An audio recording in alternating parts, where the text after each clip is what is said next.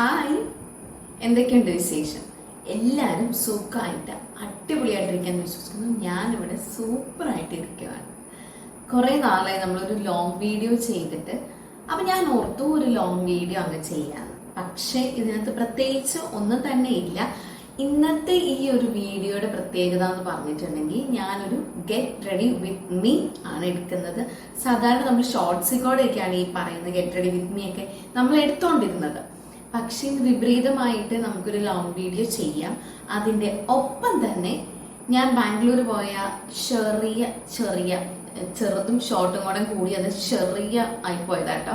ചെറിയ ഒരു വീഡിയോ ഇട്ടിട്ടുണ്ടായിരുന്നു. അപ്പൊ അതിനകത്ത് ഞാൻ പറഞ്ഞു പിന്നീട് ഞാൻ എന്തിനാണ്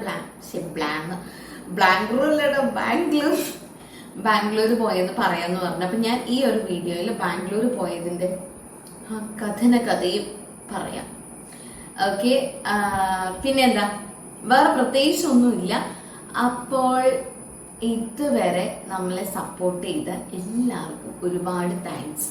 കാരണം ഞാനിപ്പോൾ റീസെന്റ് ആയിട്ട് കുറച്ച് ലാഗാണ്, എന്നാൽ അത്യാവശ്യം എല്ലാ ദിവസവും ഇടുന്നുണ്ടെന്നാണ് എൻ്റെ ഒരു വിശ്വാസം. വീഡിയോസ് ഒരു 470ഓളം സബ്സ്ക്രൈബേഴ്സ് നമുക്ക് ആയിട്ടുണ്ട്.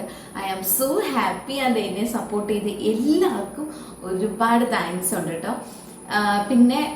പിന്നെ എന്താ, അത്രയൊക്കെ ഉള്ളൂ. ഈ ഒരു ടൈമിൽ തന്നെ അത്യാവശ്യം സബ്സ്ക്രൈബേഴ്സ്, അതായത് 400-470 എത്തിക്കുക എന്ന് പറയുന്നത് നല്ലൊരു പാടുപെട്ട പണിയാണ്.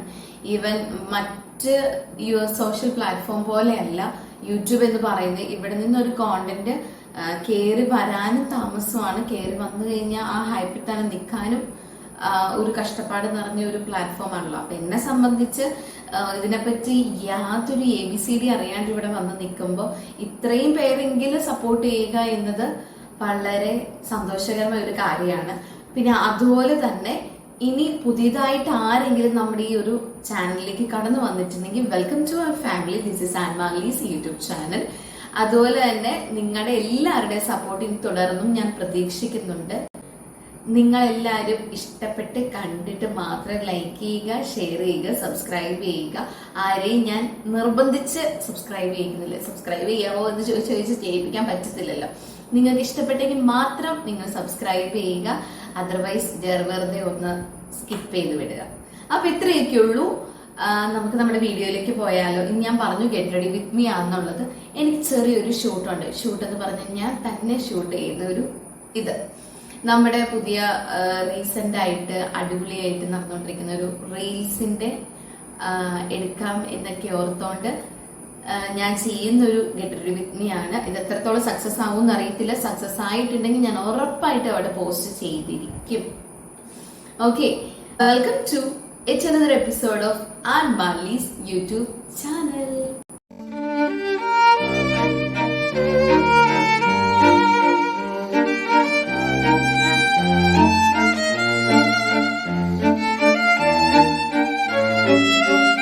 ഓക്കെ, അപ്പൊ ആദ്യം തന്നെ നമുക്ക് മോയ്സ്ചറൈസർ അപ്ലൈ ചെയ്യാം. ഞാനിവിടെ എടുത്തേക്കുന്നത് അക്വാളജിക്കയുടെ ഹൈഡ്രാജൽ മോയ്സ്ചറൈസർ ആണ്. എൻ്റെ ഓൾ ടൈം ഫേവറേറ്റ് ആണ്. കാരണം ഞാൻ ഇതിന്റെ ഒരു റിവ്യൂ അല്ല, ഒരു അൺബോക്സിങ് പോലെ ആദ്യം ഇത് ചെയ്തിട്ടുണ്ടായിരുന്നു. അപ്പൊ അത് തന്നെയാട്ടോ. ഒരു 3 മന്തോളൊക്കെ ആയിട്ടുണ്ട്. അപ്ലൈ ചെയ്യട്ടെ. ഇതെല്ലാം അപ്ലൈ ചെയ്തതിന് ശേഷം നമുക്ക് ഒരു കഥകൾ കാര്യങ്ങളൊക്കെ പറഞ്ഞിരിക്കാം. ഓക്കെ, നമ്മൾ മോയ്സ്ചറൈസർ അപ്ലൈ ചെയ്ത് ഓൾമോസ്റ്റ് ഫിനിഷ് ആയിട്ടുണ്ട്. ഞാൻ എന്താ ഇങ്ങോട്ട് നോക്കണേ എന്ന് നിങ്ങൾ വിചാരിക്കുന്നുണ്ടെങ്കിൽ നമ്മുടെ ഈ ഫ്രണ്ടിലായിട്ടാട്ടോ മിറർ വെച്ചേക്കുന്നത്. ഞാൻ ഇതിന്റെ അടുത്ത് തന്നെ ഇരുന്നാണ് വീഡിയോ എടുക്കുന്നത്. കാരണം ഇതായിരിക്കും എന്തുകൊണ്ടും സ്യൂട്ട് എന്ന് തോന്നി. ഓക്കെ, ഇനി ഇത് 1 മിനിറ്റേക്ക് ഒന്ന് അബ്സോർവ് ആവാനൊക്കെ ആയിട്ട് നമുക്ക് വെക്കാം. അപ്പോഴത്തേക്കും നമ്മുടെ കാര്യങ്ങൾ പറയാം. അത് വേറെ ഒന്നുമല്ല, കഴിഞ്ഞ ഒരു ദിവസം, അതായത് August 1 എന്തായിരുന്നു ഞാൻ ബാംഗ്ലൂർ പോയിട്ടുണ്ടായിരുന്നത്. ഞാൻ ഓൾറെഡി പറഞ്ഞായിരുന്നു എന്റെ സർട്ടിഫിക്കറ്റിന്റെ കാര്യത്തിന് വേണ്ടിയാണ്. ഇല്ല, ഞാൻ പറഞ്ഞിട്ടില്ല. ഒരു കർണാടക നേഴ്സിംഗ് കൗൺസിലിന്റെ സർട്ടിഫിക്കറ്റിന്റെ ആവശ്യത്തിന് വേണ്ടിയായിരുന്നു ഞാൻ ബാംഗ്ലൂർ പോയിട്ടുള്ളത്. ബിക്കോസ് അത് ഒരുപാട് ലാഗ് ആയായിരുന്നു, ഒരുപാട് പെൻഡിങ് ആയതുകൊണ്ട് അത് എന്താണ് റീസൺ എന്ന് അറിയാൻ വേണ്ടി ഞാനും എന്റെ കുറച്ച് ഫ്രണ്ട്സും കൂടെ പോയായിരുന്നു. കാരണം ഞാനിത് അപ്ലൈ ചെയ്തിട്ട് ഏകദേശം 4 മാസത്തോളമായി. 4 മാസമായിട്ടും എനിക്ക് കിട്ടിയിട്ടില്ലായിരുന്നു, വേറെ ആർക്കും കിട്ടിയിട്ടില്ലായിരുന്നു. അപ്പൊ നമ്മുടെ പത്രത്തിലൊക്കെ ഇതിന്റെ ന്യൂസ് വന്നിട്ടുണ്ടായിരുന്നു, ഈ ഒരു ഹെഡ്ലൈൻ ഒക്കെ വെച്ച്. അപ്പൊ അതെന്താണ്, കാര്യങ്ങൾ എന്താണ്, ഇപ്പൊ ജോലി ചെയ്യുന്നിടത്താണെങ്കിലും ചോദിച്ചു തുടങ്ങി എന്തേ കാര്യം, എന്തേ സാധനം, എന്തേന്ന്. അവര് വല്ല നമ്മൾ തോറ്റുപോയെന്ന് വിചാരിച്ചാലോ, അല്ലെ? അപ്പൊ അതൊക്കെ തിരക്കാൻ വേണ്ടിയാണ് ഞങ്ങൾ ബാംഗ്ലൂര് കർണാടക നേഴ്സിംഗ് കൗൺസിലിൽ ചെന്ന് കഴിഞ്ഞ് കഴിയുമ്പോഴത്തേനും കിട്ടുമെന്നൊരു പ്രതീക്ഷ ഉണ്ടായിരുന്നു അവിടെ ചെന്നപ്പോൾ. ബട്ട് അൺഫോർച്ചുനേറ്റ്ലി ഞങ്ങൾ അവിടെ ചെന്നു. അവരുടെ റെസ്പോൺസ് ഒട്ടും തൃപ്തികരമല്ലായിരുന്നു. അതുപോലെ തന്നെ ഡിസ്മാനർ രീതിയിലായിരുന്നു ഞങ്ങളോട് പെരുമാറിയിട്ടുണ്ടായിരുന്നത്. ഞങ്ങളും ഒരുപാട് അങ്ങോട്ട് ഒരു ഗലാട്ട നടന്നു എന്ന് പറയാം. വാക്പോര് ഞങ്ങളുടെ അല്ലേ എന്നൊക്കെ ചോദിച്ചാൽ നമ്മൾ സ്വാഭാവികമായിട്ടും അതൊരു പ്രതികരിക്കും. നമ്മുടെ ഒരു സാധനം നമ്മൾ തിരക്കി ചെല്ലുമ്പോൾ നമ്മുടെ അടുത്ത് മര്യാദയ്ക്ക് സംസാരിക്കുന്നത് അവരുടെ കാര്യമായിരുന്നു. നമ്മളും മര്യാദ വിട്ട് കഴിയുമ്പോൾ, നമ്മളല്ല അവര് മര്യാദ വിട്ട് കഴിയുമ്പോഴത്തേനും നമ്മളും ചെറുതായിട്ടൊന്ന് റേസ് ആവും. ആക്ച്വലി അവരെന്തോ ഒരു പ്രഷറിൽ ഇരിക്കുമായിരുന്നു. ആ ഒരു ടൈമിലാണ് ഞങ്ങൾ ചെന്നത്. ബട്ട് എന്തൊക്കെ പറഞ്ഞാൽ നമുക്കത് നോക്കേണ്ട കാര്യമൊന്നുമില്ല. നമുക്ക് ഇമ്പോർട്ടൻറ്റ് നമ്മുടെ സർട്ടിഫിക്കറ്റ് തന്നെയായിരുന്നു. അപ്പൊ അവിടെ ഫസ്റ്റ് ഡേ ചെന്ന് കഴിഞ്ഞപ്പോഴത്തേനും ഞങ്ങൾക്ക് തരത്തില്ല എന്ന് തന്നെ പറഞ്ഞു. ഇതിന് 2 days ബാക്ക് അല്ലെങ്കിൽ 1 day ബാക്ക് ചെന്ന ഞങ്ങളുടെ കുറച്ച് ഫ്രണ്ട്സിന് കിട്ടി. അപ്പൊ അതുപ്രകാരമാണ് ഞങ്ങൾ ചെല്ലുന്നത്. ബട്ട് ഞങ്ങൾക്ക് കിട്ടിയിട്ടില്ലായിരുന്നു. അപ്പൊ അന്ന് ഞങ്ങൾ ചെന്നു. ഒരുപാട് വാക്പോരൊക്കെ ഉണ്ടായി. കുറെ ആൾക്കാരൊക്കെ വന്നു ഞങ്ങളുടെ അടുത്ത് സംസാരിച്ചു. വിട്ടുകള അല്ലെങ്കിൽ അത് നമുക്ക് സംസാരിക്കാം എന്നൊക്കെ പറഞ്ഞ് കുറെ മലയാളീസ് ഉണ്ടായിരുന്നു, കുറെ ആൾക്കാരുണ്ടായിരുന്നു. അവരൊക്കെ കൂടി സംസാരിച്ചു. പക്ഷെ ഞങ്ങൾക്ക് ആർക്കും ഒരു കാര്യവും ഉണ്ടായില്ല. ഞങ്ങൾക്ക് മാത്രമല്ല, അവിടെ വന്ന പലർക്കും സർട്ടിഫിക്കറ്റ് അന്നത്തെ ദിവസം കിട്ടിയിട്ടില്ലായിരുന്നു, അതിന്റെ പിറ്റേ ദിവസവും കിട്ടിയിട്ടില്ലായിരുന്നു. ആ കാര്യത്തിൽ ഞങ്ങള് 100% ഗ്യാരണ്ടിയാണ്. കാരണം ഞങ്ങളെ രാവിലെ തൊട്ട് വൈകുന്നേരം വരെ അവിടെ തന്നെ പോസ്റ്റ് അടിച്ച് നിൽക്കുമായിരുന്നു. പിറ്റേ ദിവസം അതുപോലെ തന്നെ നിൽക്കുമായിരുന്നു. പിന്നെ പരിപാടി ഒന്നും നടക്കൂല എന്ന് അറിഞ്ഞു കഴിഞ്ഞപ്പോഴത്തേനും ഞങ്ങൾ പതിയെ അവിടെ നിന്ന് കെട്ടും പാണ്ടൊക്കെ എടുത്തുകൊണ്ട് വന്നു. പക്ഷെ ഞങ്ങൾ വേറെ ഒരു കാര്യം ചെയ്തത്, അവിടെ നിന്ന് വരുന്നതിന് മുമ്പായിട്ട് ഞങ്ങൾ മെയിൻ ബോർഡിലേക്ക് കംപ്ലൈന്റ് ഒക്കെ രജിസ്റ്റർ ചെയ്തായിരുന്നു. മെയിൽ വഴിയെല്ലാം ചെയ്തു. ഞങ്ങൾ ഇവിടെ എത്തി അല്ലെങ്കിൽ ഒരു 2-3 daysനുള്ളിൽ ഞങ്ങളുടെ സർട്ടിഫിക്കറ്റ് കിട്ടിയിട്ടോ. എന്തായാലും അവിടെ ചെന്നതിന് ഒരു ഉപകാരമൊക്കെ ഉണ്ടായിട്ടുണ്ട്. അവിടെ ചെന്നു, സംഭവമൊക്കെ കാര്യം പറഞ്ഞ് ഇപ്പൊ കയ്യിൽ കിട്ടിയിട്ടുണ്ട്. പക്ഷെ ഞാൻ നിങ്ങളുടെ അടുത്ത് പറഞ്ഞായിരുന്നല്ലോ, ബാംഗ്ലൂർ ചെന്നത് എന്തിനാണ് എന്ന് പറയേണ്ടത് നമ്മുടെ ഒരു ഉത്തരവാദിത്തമാണ് എന്ന്.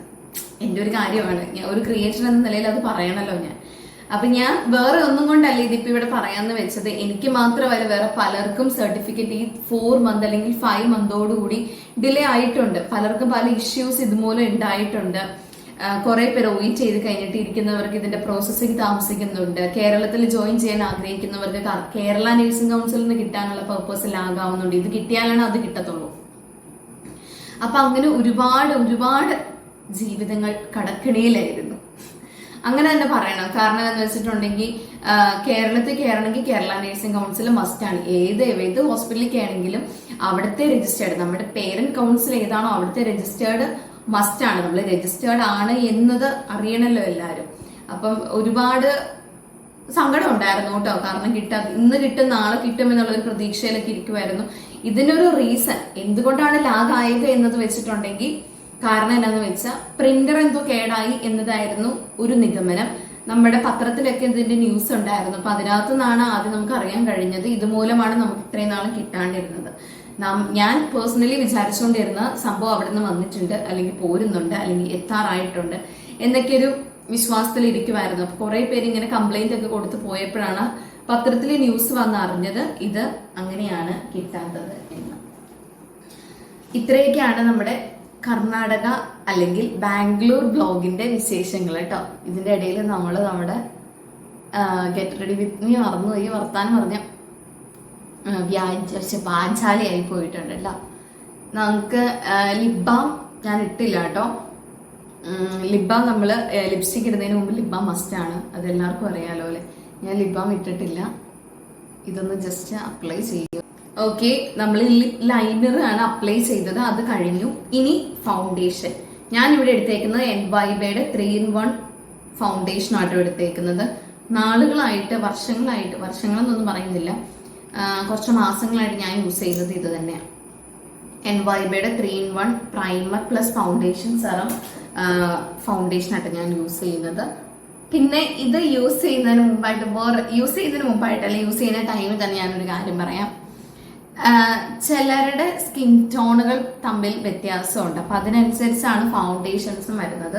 എന്നെ സംബന്ധിച്ച് ഇത് ഓക്കെ ആണോ എന്ന് ചോദിച്ചാൽ കുഴപ്പമൊന്നുമില്ല എന്ന് വേണമെങ്കിൽ പറയാം.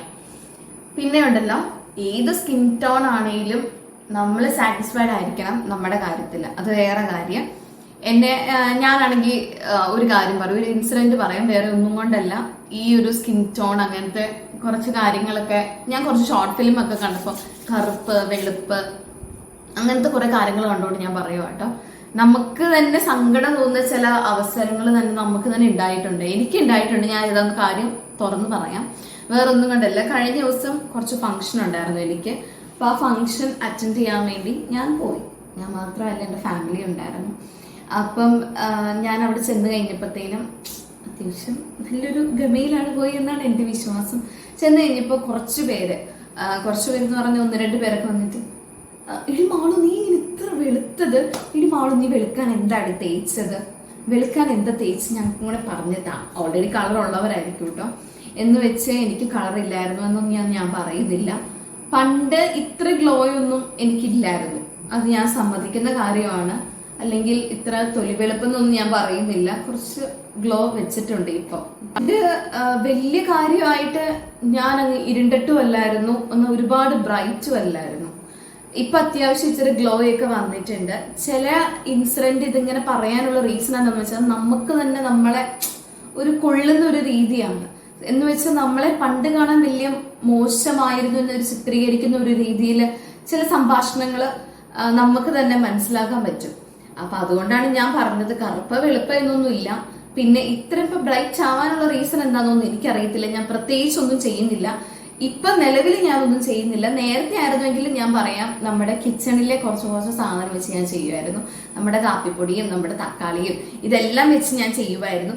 ഏത് പരിപാടി ആയിക്കോട്ടെ, ചില പരിപാടികളിലെല്ലാം ചെന്ന് കഴിയുമ്പോൾ എൻ്റെ അടുത്ത് ചോദിക്കുന്ന ഒരു പൊതു ചോദ്യം മിനിമം ഒരാളെങ്കിലും എൻ്റെ അടുത്ത് ചോദിച്ചിരിക്കും.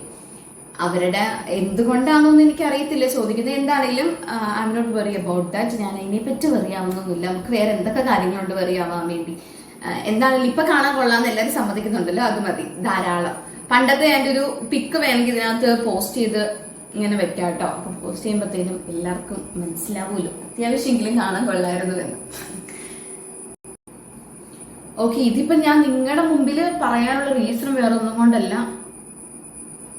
നമ്മൾ ഏത് കളറാണെങ്കിലും നമ്മൾ നമ്മുടെ കാര്യത്തില് അടിപൊളിയായിട്ടിരിക്കുക, നമ്മൾ പോസിറ്റീവായിട്ട് എപ്പോഴും ചിന്തിക്കുക എന്ന് മാത്രമേ ഉള്ളൂ കേട്ടോ. ഇനി ഇതേ ഈ ഐലൈനറും കൂടെ എന്താ, അയ്യോ പരന്നു.